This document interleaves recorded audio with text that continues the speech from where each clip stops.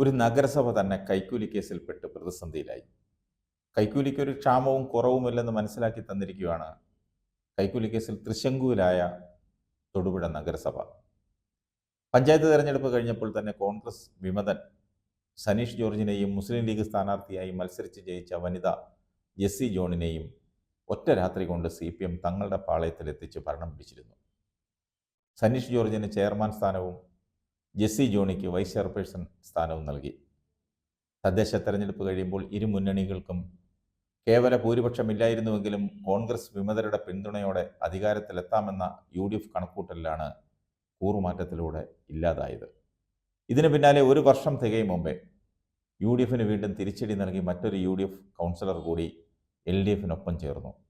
Kerala Congress Joseph വിഭാഗം പ്രതിനിധിയും ആരോഗ്യ standing committee അംഗവുമായ മാത്യു ജോസഫാണ് അപ്രതീക്ഷിതമായി CPMലെത്തിയത്. എന്നാൽ ജെസ്സി ജോണിയെ പിന്നീട് കൂറുമാറ്റ നിരോധന നിയമപ്രകാരം കോടതി അയോഗ്യയാക്കി. കൂറുമാറിയെത്തിയ കോൺഗ്രസ് വിമതൻ സനീഷ് ജോർജ് ചുരുങ്ങിയ നാളുകൾക്കുള്ളിൽ തന്നെ CPMകാരനേക്കാൾ വലിയ പാർട്ടിക്കാരനായി മാറി. കഴിഞ്ഞ 3.5 വർഷമായി എല്ലാം ഇടതുമുന്നണിക്ക് അനുകൂലമായി തന്നെയാണ് മുന്നോട്ട് പോയത്. എന്നാൽ പെട്ടെന്നാണ് കാര്യങ്ങൾ മാറിമറിഞ്ഞത്. ജൂൺ 25-ന് തൊടുപുഴയ്ക്കടുത്ത് കമ്പങ്കല്ലിലെ BTM സ്കൂളിന് ഫിറ്റ്നസ് സർട്ടിഫിക്കറ്റ് നൽകുന്നതിൽ ലക്ഷം രൂപ കൈക്കൂലി വാങ്ങുന്നതിനിടെ നഗരസഭ അസിസ്റ്റന്റ് എഞ്ചിനീയറെ വിജിലൻസ് പിടികൂടി. ഇടനിലക്കാരനായ കോൺട്രാക്ടറെയും അറസ്റ്റ് ചെയ്തു. കൈക്കൂലി നൽകാൻ പ്രേരിപ്പിച്ചതിന് നഗരസഭാ ചെയർമാൻ സനീഷ് ജോർജിനെ വിജിലൻസ് 2ാം പ്രതിയാക്കി കേസെടുത്തു. അസിസ്റ്റന്റ് എഞ്ചിനീയർക്ക് കൈക്കൂലി കൊടുത്താലേ ഫിറ്റ്നസ് സർട്ടിഫിക്കറ്റ് നൽകൂ എന്ന് ചെയർമാൻ സനീഷ് ജോർജ് സ്കൂൾ അഡ്മിനിസ്ട്രേറ്ററോട് പറഞ്ഞെന്നാണ് പരാതി. ഇക്കാര്യം വിജിലൻസ് DYSP മാധ്യമങ്ങളോട് പറഞ്ഞതിന് പിന്നാലെ ചെയർമാൻ ഒളിവിൽ പോയി. ഔദ്യോഗിക നമ്പറും സ്വകാര്യ നമ്പറും സ്വിച്ച് ഓഫ് ആയി. എവിടെയാണെന്ന് ആർക്കും അറിയില്ല.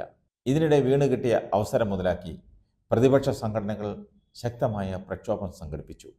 പിറ്റേന്ന് ചെയർമാനെ മാധ്യമങ്ങൾക്ക് ഫോണിൽ ലഭിച്ചു. താൻ തെറ്റൊന്നും ചെയ്തിട്ടില്ലെന്നും രാജിവെക്കില്ലെന്നുമായിരുന്നു ചെയർമാൻ്റെ നിലപാട്. അടുത്ത ദിവസം ചേർന്ന CPM മുനിസിപ്പൽ പാർലമെൻ്ററി പാർട്ടി യോഗം ചെയർമാനോട് രാജിവെക്കാൻ നിർദ്ദേശം നൽകുന്നു.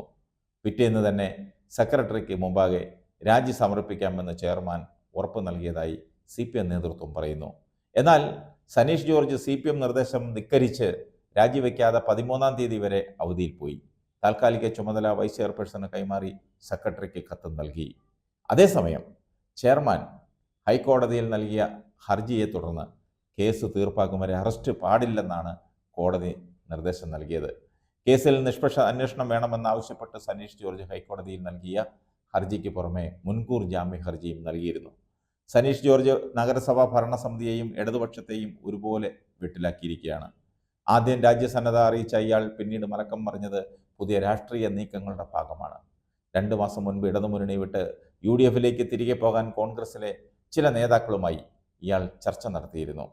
നഗരസഭയിലെ 9-ാം വാർഡായ പെട്ടനാട്ടിൽ 30-ന് നടക്കുന്ന ഉപതെരഞ്ഞെടുപ്പിൽ UDF വിജയിച്ചാൽ LDFനുള്ള പിന്തുണ പിൻവലിച്ച് UDFനൊപ്പം ചേരാനായിരുന്നു ആലോചന. എന്നാൽ ഇത് സംബന്ധിച്ച് സൂചന ലഭിച്ച CPM തന്നെ ഇടപെട്ട് ചെയർമാനെ കൈക്കൂലി കേസിൽ പെടുത്തിയതാണെന്നും ആരോപണമുണ്ട്.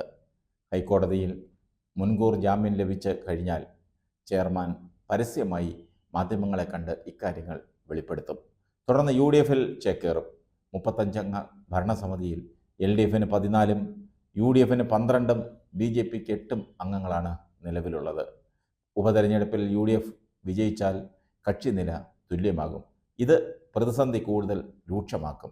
ഏതായാലും ഉപതെരഞ്ഞെടുപ്പ് ആസന്നമായ ഘട്ടത്തിൽ മുനിസിപ്പൽ ചെയർമാൻ്റെ പേരിൽ ഉയർന്നിരിക്കുന്ന ആരോപണം അത് മറികടന്ന് തെരഞ്ഞെടുപ്പിനെ നേരിടാൻ LDFും അവസരം മുതലെടുക്കാൻ UDFും ശ്രമം തുടങ്ങി.